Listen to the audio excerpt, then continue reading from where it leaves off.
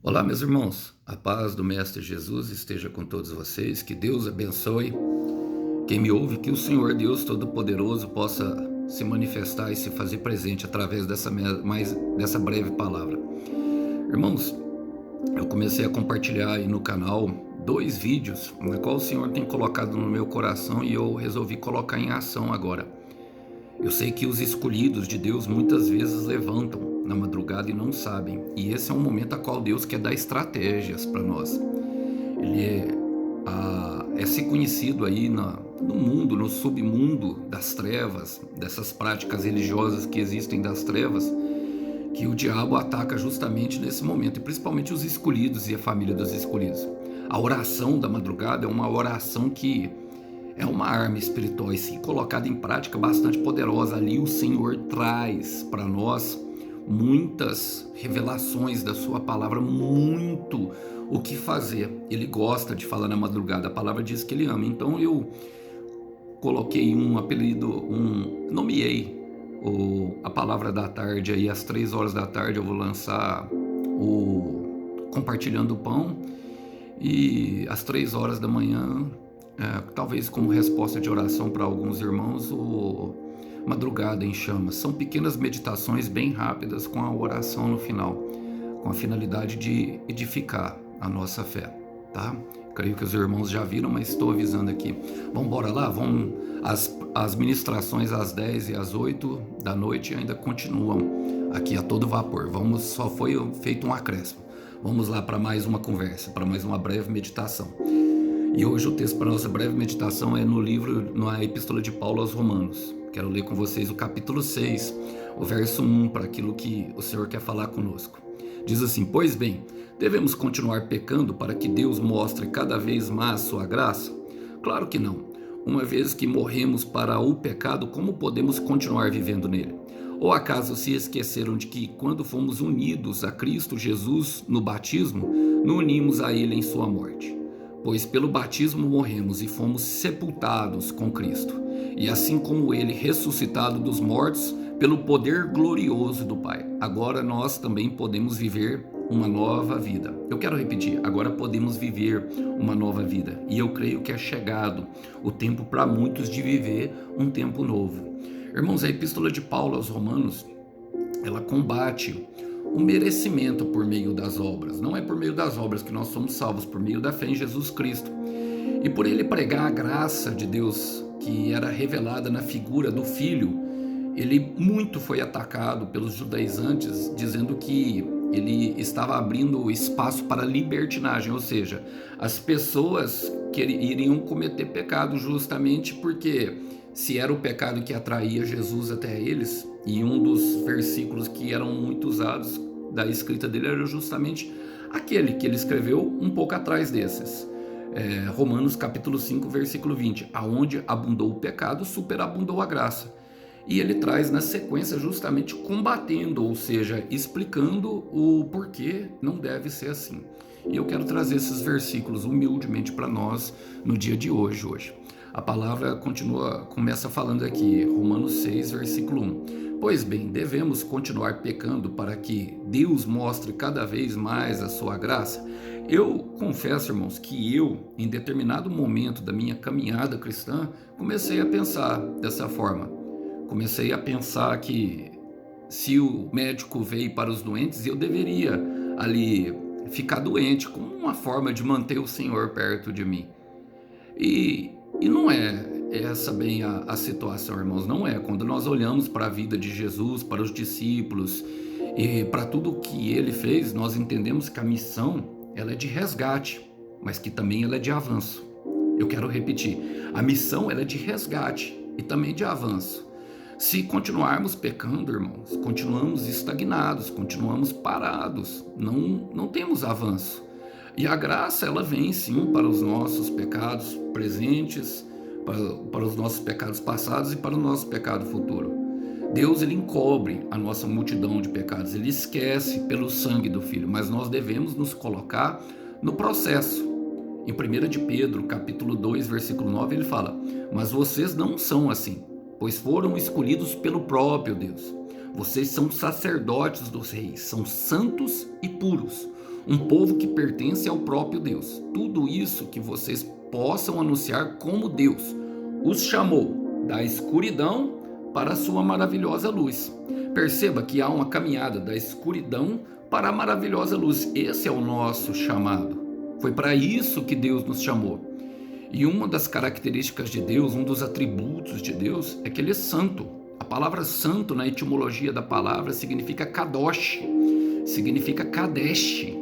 O kadosh quer dizer separado de todo mal. O kadesh significa justamente isso, totalmente perfeito. Aliás, kadosh, perfeito, perfeição. Kadesh, separado de toda a maldade. Kadesh é a raiz ali, assim como a Havá e a Rave, que é a raiz do amor e leva justamente a raiz que é o perdão. Então nós fomos chamados justamente para um avanço, irmão, para viver em luz, para viver justamente totalmente curado daquilo que nos paralisava. E Paulo responde logo na pergunta seguinte, ele fala, claro que não. Versículo 2, uma vez que morremos para o pecado, como podemos continuar vivendo nele? Irmão, um morto, ele não tem vontade. Um morto, ele simplesmente perde a vontade. A vida que nós vivemos agora é a vida de Cristo em nós. Olha, é a vida que nos leva justamente a esse estado de novidade. Então, muitas vezes, nós deveremos largar de alguns e lutar contra isso. A batalha contra o pecado, ela continua e continua viva. A guerra do espírito e da carne, elas ficam bem latentes. Mas agora nós estamos num estado inteiramente novo, irmão. Então é possível escolher não pecar. Eu sei que essa batalha é viva e real, e quem está travando ela sabe que ela é ferrenha dentro de nós. Mas eu quero te falar, irmão, eu preciso te falar, minha irmã, é uma escolha, pessoal. O futuro ainda continua no seu livre-arbítrio. Use-o. Vocês já viram um tanto que eu repito essa frase para vocês? Em todas as ministrações, quem me segue já há bastante tempo, porque é de fato assim. E como que nós fazemos isso, Alisson? Eu gosto do Salmo da Palavra. O Salmo 119 é o maior capítulo da Bíblia. Salmos não tem capítulo, mas é dito Salmo 119, não Salmos capítulo 19. É a forma como se fala. São orações, são revelações de homens de Deus que encontraram, na maioria das vezes, expressão de louvor. E Davi escreveu esse Salmo 119 como um louvor à palavra do Senhor. E o Salmo 119, eu quero ler com vocês o versículo 133, que é bem extenso mesmo. Ele diz o seguinte: oriente cada um de meus passos segundo a sua palavra, para que eu não seja dominado por algum pecado. O remédio para o pecado, irmão, é a palavra. A cura para o pecado é a palavra. Agora, muitos mesmo, meu irmão, o veneno está na veia e não estão querendo cura. Eu quero repetir, muitos, o veneno está na veia e não estão querendo cura. É necessário uma renovação da mente, irmãos, e para isso nós devemos estar atento ao que a nossa boca tem falado, porque a boca fala do que o coração está cheio. Então, o que tem dominado a nossa boca, se é lamúria, se é lamentação, se é vitimismo, se é eu não consigo, se é falta de honra, se é preocupação com dinheiro, tudo isso pode ser identificado, e quando nós confessamos ao Senhor, me cura disso, entregamos para Ele, Ele inicia o processo de transformação em nossa vida. O Senhor Jesus é a palavra encarnada, então a palavra é a cura para o pecado. Eu quero repetir, a palavra é a cura para o pecado. E quando que nós começamos isso, Alisson? A palavra, Paulo começa a dizer, ele fala: ou acaso se esqueceram que quando fomos unidos a Cristo Jesus, fomos unidos na palavra encarnada, no batismo nos unimos a Ele em sua morte. E o batismo significa o rito de iniciação, mas também que era um rito de purificação. Por isso que tem um mergulho na palavra, na água, nas águas. O mergulhar nas águas significa purificação, irmãos. O batismo, ele não tem valor sem fé, irmão. Eu quero repetir, o batismo ele não tem valor nenhum sem fé. Olha, muitas vezes nós perceberemos que a fé e a obediência estarão intimamente ligadas e elas nos confrontarão a viver momentos que precisaremos sair da nossa zona de conforto justamente para vencer aquilo que tenta nos parar. Não é uma batalha fácil, não é algo simples, irmãos. Não é algo que vai acontecer instantaneamente, como muitos pensam. Então, irmão, pode acontecer? Pode. Deus é poderoso para fazer, mas é sempre mediante um processo. Tem alguns irmãos que batizam e já se tornam santos. Você já percebeu isso? E isso, no meu entender, irmão, é hipocrisia. É hipocrisia. Olha, eu percebi a santidade de Deus quando fui chegando mais próximo dele. E quando mais próximo eu fui chegando dele, mais eu vi a maldade que habitava em meu coração. Mas eu pude perceber quanto mais relacionamento com a palavra de Deus eu tive, mais eu via que a minha doença era incurável por mim mesmo. Que o meu ritualismo não produzia efeito. Que o meu ritualismo era sem valor para Deus. Paulo fala em Efésios 6:1, fortaleçam-se no Senhor e no seu forte poder. Joel 3:10 ele diz, diga ao fraco que eu sou forte. Eu acho que é Joel 3:10, mas ele fala em algum momento, diga ao fraco que eu sou forte. Ou seja, nós somos fracos, irmão, e ele que é forte. E o poder dele está disponível justamente por meio da cruz. Então, se Jesus nos deu esse vivo e novo caminho, devemos aperfeiçoá-lo. E como que é que devemos fazer, Alisson? A palavra fala que o Senhor Jesus fala que quem quiser segui-lo deve negar a si mesmo e tomar a sua própria cruz. Então é a cruz, meu irmão. É a sua cruz, minha irmã, que te aperfeiçoará. Quero repetir isso para que possa encontrar espaço em teu coração. É a cruz que te aperfeiçoará. Olha, quero ler com vocês 1 de Pedro, capítulo 4, versículo 1. Diz o seguinte. Preste atenção no que Pedro escreve nesse versículo. Ele diz o seguinte: uma vez que Cristo sofreu e suportou a dor no seu corpo, vocês devem ter uma atitude semelhante. Se quisermos andar nos passos do Mestre, devemos ter a mesma atitude que Cristo Jesus. Devem estar prontos a sofrer também. Lembre-se, o sofrimento físico enfraquece a força do pecado. Eu quero repetir, o sofrimento físico enfraquece a força do pecado. Eu quero repetir mais uma vez para que encontre espaço em teu coração. O sofrimento físico enfraquece a força do pecado. E o que nós concluímos isso, irmão? Que o sofrimento, ele também traz redenção. O sofrimento, ele também traz redenção. E é o que ele fala no próximo versículo, ele fala, pois pelo batismo morremos e fomos sepultados com Cristo. E qual morte que não é dolorosa, irmãos? É muito difícil nós vermos uma morte de fato que não é dolorosa, uma morte que talvez, sabe, que não tenha valor, uma morte a qual a pessoa não passou por um processo de sofrimento antes, um processo até mesmo que ela lutou, até mesmo contra a própria morte.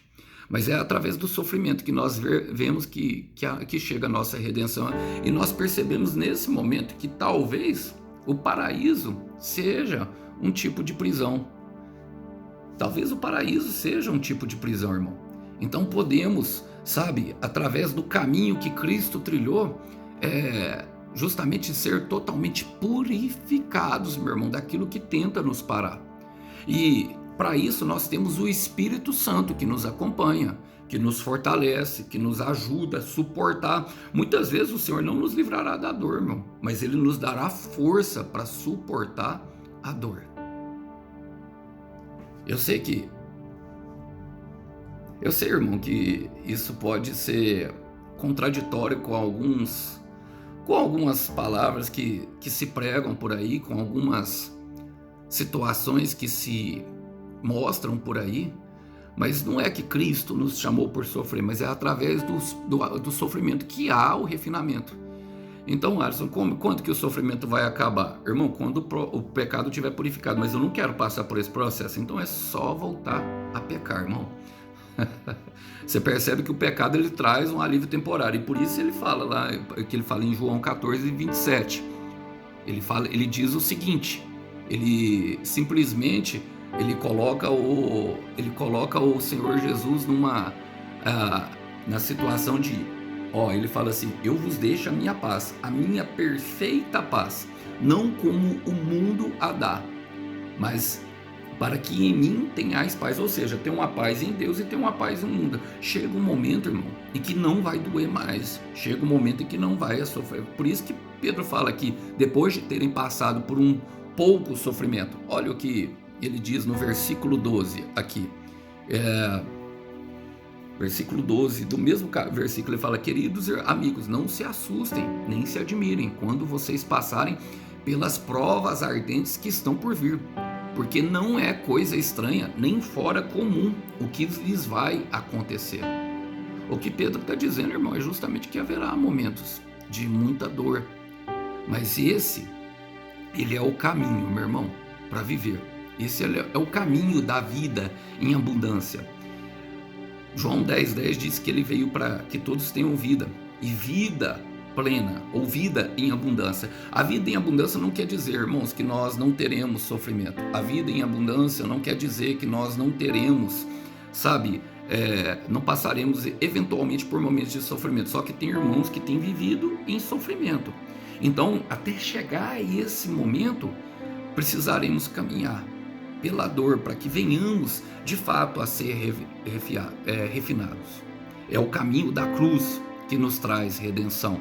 Olha, 1 de Pedro, aí depois, olha, no mesmo capítulo, versículo 13 e 14, ele continua na dissertação, ele fala: pelo contrário, alegre-se verdadeiramente, pois essas provações farão com que vocês participem do sofrimento de Cristo, e depois terão a maravilhosa alegria de participar da sua glória quando ela for manifestada. Alegrem-se ao serem insultados por causa do nome de Cristo, pois quando isso acontecer, lembre-se que sobre vocês repousa o Espírito da glória de Deus.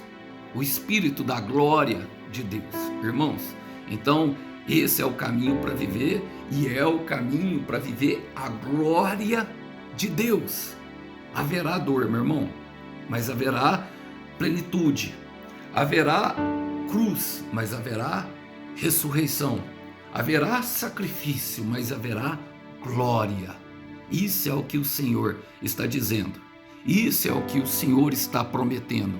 E quem confia no Senhor sabe que nenhuma palavra dele é mentirosa. Sabe que ele não pode se negar a si mesmo. Sabe que ele zela para que a sua palavra se escolha. E muitos escolhidos passam por esse momento, meu irmão, nos rompimentos, nos afastamentos, nos isolamentos, até aprenderem, até discernirem, até que os seus dons sejam manifestados, tudo aquilo que o Senhor já depositou seja manifestado por uma poderosa, irmãos, como eu vou falar, manifestação sim da graça do Senhor e dos seus dons espirituais. Então, meu irmão, Paulo termina, e eu quero partir aqui para o final. Ele fala, olha como ele fala: e assim como ele foi ressuscitado dos mortos pelo poderoso e glorioso do Pai, agora nós também podemos viver uma nova vida. Então eu quero declarar, meu irmão, minha irmã, profeticamente sobre a sua vida: haverá novidade de vida, haverá um novo tempo chegando, haverá um novo tempo em que nós não teremos mais medo de cair ao chão. Haverá um tempo aonde a vida seja leve. Haverá um tempo aonde a honra e a glória de Deus sejam evidentes em nossa vida. Haverá um tempo aonde a dor não possa mais nos parar. E haverá até um tempo aonde não doerá mais. Haverá um tempo em que Ele enxugará todas as lágrimas. Eu gostaria de deixar essa mensagem para os irmãos. Gostaria de deixar com muito amor e com muito carinho. Quero terminar aqui citando Isaías capítulo 43, versículo 19, o profeta Isaías diz o seguinte para nós. Ele fala: vejam, estou fazendo uma coisa completamente nova, algo que já comecei a realizar. Será que vocês ainda não perceberam? Vou abrir uma grande estrada no deserto, e no meio da terra seca farei correr riachos. Haverá um caminho vivo, haverá alívio e também haverá descanso. Assim te promete o Senhor teu Deus, meu irmão. Então fica tranquilo. Peça a Ele que te fortaleça, porque é na fraqueza que o poder dele se aperfeiçoa, e é na fraqueza que nós vamos nos fortalecendo, e é no meio do sofrimento que também vamos nos fortalecendo. E no final, há uma coroa gloriosa, há um tesouro escondido na dor. Que Deus abençoe os irmãos, que os irmãos possam ficar com essa breve mensagem. A paz do Mestre Jesus esteja com todos. Até uma próxima. Tchau, tchau.